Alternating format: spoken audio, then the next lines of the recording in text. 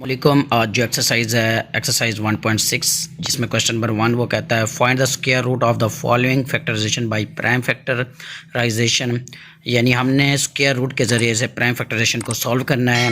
जिसका question number 1 है हमारे पास 49/64। तो इस तरह के क्वेश्चन हम पिछली एक्सरसाइज यानी 1.5 में भी कर चुके हैं, तो चलते हैं इसे सॉल्व करते हैं। सबसे पहला क्वेश्चन जो था हमारे पास 49/64, तो आपने प्राइम फैक्टराइजेशन के ज़रिए इसे सॉल्व करना है। कैसे सॉल्व करना है उसके बारे में बता। तो सबसे पहले हमने क्या करना है कि इनके प्राइम फैक्टराइजेशन ले लेनी है। प्राइम फैक्टराइजेशन में क्या होता है कि हमारे पास जो डिजिट दिया जाता है उससे उसी पहाड़े पे ही डिवाइड करना है, यानी उसी टेबल पे ही डिवाइड करना होता है। अब हमने दो ऐसे टेबल लेने हैं, जैसे फॉर एग्जांपल 2 × 2, यानी दोनों लेफ़्ट और राइट वाले हमारे पास सेम होने। पिछली 1.5 में हम इसके रूल्स भी पढ़ चुके हैं कि ये जिसमें वो रोल नंबर 3 में वो बता रहा था कि लेफ़्ट और राइट वाले दोनों सेम होने चाहिए। तो इसमें हमने सेम ही लेने हैं। तो ये जो 49 है वो 7 पे जाता है, 7 7 द 49 और 7 1 द 7। तो हमारे पास यहाँ पर आ गया 7 × 7 और 64 है। 64 का हमने लेना है। 64 का जब लेंगे तो हमारे पास ये जाएगा 8 और 8 पे, 8 8 द 64 और 8 1 द 8।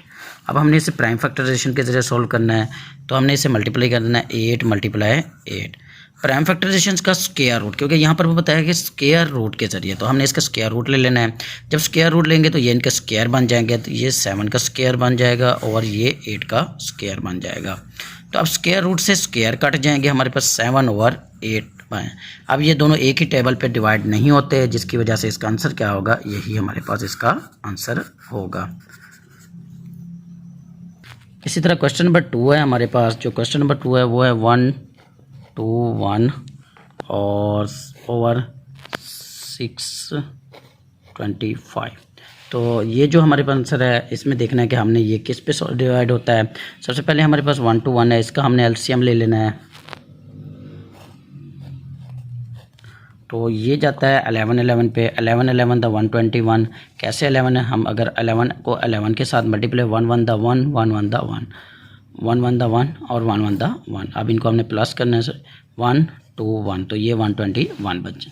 तो 11 1 द 11, तो यहाँ पर हमारे पास क्या आ जाएगा 11 × 11। इसी तरह अगर हम जो हमारे पास 625 है, इसका एलसीएम लेना है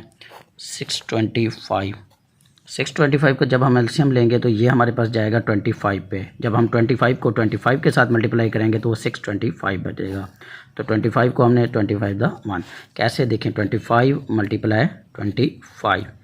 अब 5 5 द 25, 5 आया, 2 कैरी, 5 2 द 10 और 2 12, 5 2 द 10 और हमारे पास 0 1 कैरी, 2 to the 4 और 2 हमारे पास क्या होगा 2 to the 4 और हमारे पास 1 आ गया 5। तो हमारे पास 5 और 2 और ये 625 हो गया। तो इसी तरह ये हमारे पास हो गया 25 × 25। अब हमने इसका स्क्वायर रूट ले लेना है, क्योंकि हमने स्क्वायर के ज़रिए से सोल्व करना है। जब स्क्वायर रूट लेंगे, स्क्वायर रूट को ख़त्म करने के लिए इसका स्क्वायर बन जाएगा और ये इसका स्क्वायर बन जाएगा। इस तरह ये स्क्वायर रूट से स्क्वायर रूट कट जाएंगे, हमारे पास 11/25 बच जाएंगे। अब 11/25 क्या है, एक टेबल पे डिवाइड नहीं होता, तो लिहाजा हमारा आंसर क्या होगा, यही होगा 11/25। और इस में जो सबसे इम्पोर्टेंट क्वेश्चन है वो है हमारे पास ये वाला और ये वाला। ये दोनों क्वेश्चन बहुत इंपॉर्टेंट है, अक्सर पेपर में आ जाते हैं। तो इसे मैं आपको सॉल्व करके बताता हूँ ये कैसे सॉल्व होगा। तो इसे सॉल्व करने के लिए देखें, सबसे पहले ये बहुत से स्टूडेंट को प्रॉब्लम होती है कि इसे कैसे सॉल्व करना है। इसे सॉल्व करने का ये है कि हमने इसके ख़त्म करना है, इसे हमने 2 डिजिट यानी रैशनल नंबर में लेके आना है। रैशनल नंबर हम पीछे पढ़ चुके हैं, क्या होता है P/Q की फॉर्म में हमारे पास होते हैं। तो क्या होता है, इससे इसके साथ क्या किया जाता है, मल्टीप्लिकेशन की जाती है और जो आंसर है उसमें ये क्या जाता है, प्लस कर दिया जाता है। तो सबसे पहले हम 36 1 द 36 और उसमें 13 को जमा करेंगे हम। 36 और 13, ये 9 और ये 4, ये 49 आ गया। जब जो आंसर आया है वो हमने ऊपर लिख लेना है और नीचे हमारे पास वैसे का वैसा आ जाएगा। अब हमने इसकी फैक्टराइजेशन करनी है। फैक्टराइजेशन जब करेंगे 49 का आएगा, 7 का फैक्टर है हमारे पास 7 1 7 द 49, 7 1 द 7। तो हमारे पास 7 × 7 हो गया। और जो 36 है, ये जो है हमारे पास, ये है हमारे पास 6 का फैक्टर, 6 6 द 36, 6 1 द 6। तो ये हमारे पास जाएगा 6 × 6। अब इनका हमने क्या करना है, स्क्वायर रूट लेना है, क्योंकि हमने प्राइम स्क्वायर रूट के जरिए सॉल्व करना है। जब स्क्वायर रूट लेंगे तो ये इसका स्क्वायर बन जाएंगे, 7 का स्क्वायर और 6 का स्क्वायर। तो ये स्क्वायर रूट से स्क्वायर कट जाएंगी, हमारे पास 7/6 इसका आंसर आ जाएगा। इसी तरह नेक्स्ट जो लास्ट क्वेश्चन है ये वाला, ये भी बहुत इंपॉर्टेंट है, अक्सर पेपर में आ जाता है, इसे हम सॉल्व करते हैं। और ये क्वेश्चन भी बहुत इंपॉर्टेंट है, अब इसे सॉल्व करते हैं। इसे भी उसी तरीके के साथ सॉल्व करना है। इन दोनों को हमने क्या करना है, मल्टीप्लाई करना है, और जो आंसर है उसमें ये प्लस कर देना है। तो मल्टीप्लाई करने का क्या है, सबसे पहले हम इसे मल्टीप्लाई कर लेते हैं। जब हम इसे मल्टीप्लाई करेंगे तो 12 और 25 को हम मल्टीप्लाई कर देते हैं। 5 to the 10 1 carry, 5 on the 5 और 1 6, 2 to the 4 2 on the 2, 6 और 10 और ये 300 आ गया। इसमें हम ऊपर वाला ये जो है हम इसमें प्लस कर देंगे। जब हम इसमें प्लस करेंगे तो ये 324 हो जाएगा। अब जो आंसर है वो हमने ऊपर लिख लेना है, 324 ओवर हमारे पास 25। अब हमने इनका क्या करना है, एलसीएम लेना है। एलसीएम में हमने इसका फैक्टराइजेशन करना है। 324 जो है वो 18 पे जाता है। 18 को अगर हम 18 के साथ मल्टीप्लाई करें तो 324 बनता है। कैसे, अगर हम 18 को 18 के साथ मल्टीप्लाई करते हैं, 8 8 64, 4 है 6 कैरी, 8 1 8 और 6 हमारे पास हो गया 14। इसी तरह 1 8 8 और 1 1 1, इसके प्लस कर देंगे हम, ये हो गया 12 और ये 2 और ये 1 3 हो गया हमारे पास।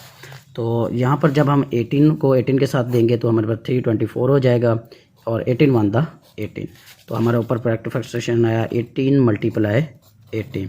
इसी तरह जो नीचे हमारे पास 25 है, 25 को हम जब देंगे वो 5 पे जाएगा, 5 5 25, 5 1 5।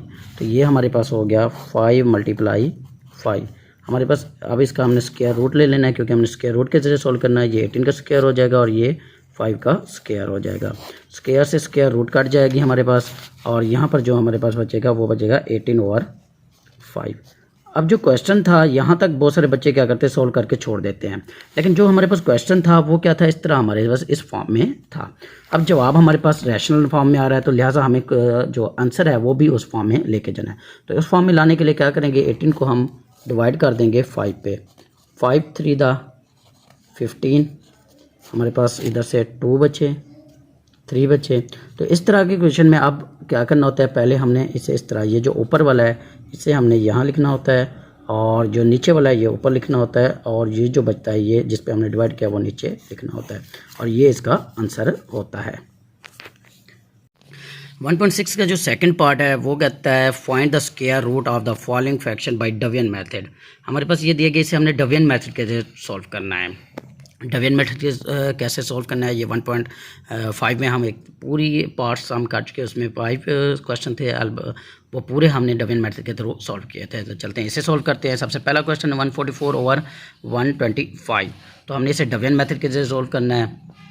डवियन मेथड में क्या था हमारे पास, हमने उसे डवियन के ज़रिए करना होता है। सबसे पहला हमने देखा था रूल, उसमें क्या करना होता है, जोड़े बनाने होते हैं।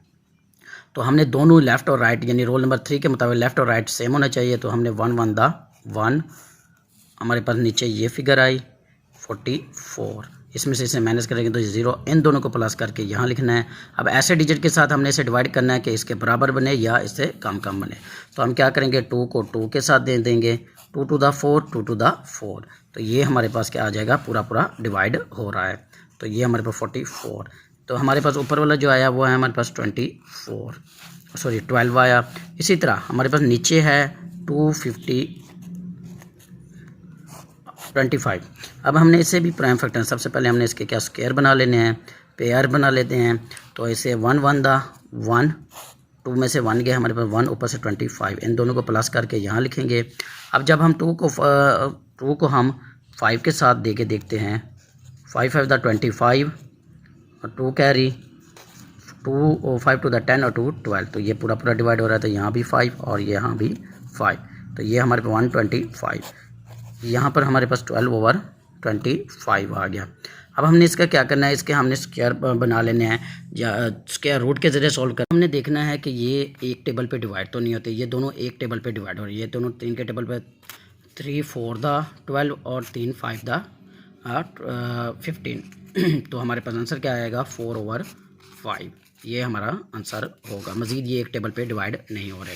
इसी तरह ये जो लास्ट क्वेश्चन है ये बहुत इंपॉर्टेंट है, अक्सर यही पेपर में आ जाता है। बहुत सारे बच्चों को इसमें कन्फ्यूजन होती है कि इसे हमने कैसे सोल्व करना है। तो इसे सोल्व करके भी मैं आपको दिखाता हूँ कि इसे कैसे सोल्व करना है। सबसे पहले ये जैसे हमने पहला पार्ट किया था, इन दोनों को मल्टीप्लाई करना है और ऊपर वाले में प्लस कर देना है। तो 5 को हम 64 के साथ पहले मल्टीप्लाई कर देते हैं। 5 4 द 20, 2 कैरी 30 और 2 32। अब हम इसमें 41 प्लस कर देंगे। जब हम इसमें 41 प्लस करेंगे तो हमारे पास 1 6 और 3 बन जाएगा। तो ये जो आंसर है वो हमारे पास 361 ओवर 64। अब हमने इसके डिवीजन मेथड के थ्रू सॉल्व करना है। जब हमने डिवीजन मेथड के थ्रू सॉल्व करना है 6, तो हमारे पास ये फिर 1 1 द 1 और हमारे पास यहाँ से 2 ओवर 61 आया। इन दोनों को प्लस करके हम यहाँ लिख लेंगे। अब हमने कोई ऐसा डिजिट ढूंढना है जैसे हम डिवाइड करें तो हमारा ये पूरा पूरा डिवाइड हो या इससे कम कम हो। तो 2 को अगर हम 8 के साथ देते हैं, 9 के साथ, 9 9 द 81, 8 कैरी 9 2 द 18 18 और हमारे पास 8 हो गए। 18 को अगर हम 8 में प्लस करें तो हमारे पास आ जाएंगे 26। तो ये हमारे पास हो जाएगा 9 6 9।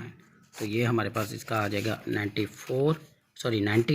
और अगर हमारे पास नीचे है 64 को जब हम करेंगे तो ये 8 8 द 64, तो हमारे पास 8।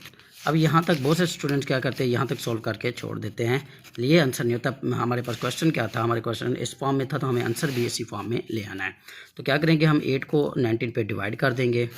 जब 8 को 19 पे डिवाइड करेंगे हम 8 2 द 16, हमारे पास कितने हैं, 3 बचे। तो यहाँ से हम इस फॉर्म में सबसे पहले ये वाला लिखेंगे 2 और नीचे वाला ऊपर और यहाँ से 8, ये इसका आंसर आना है।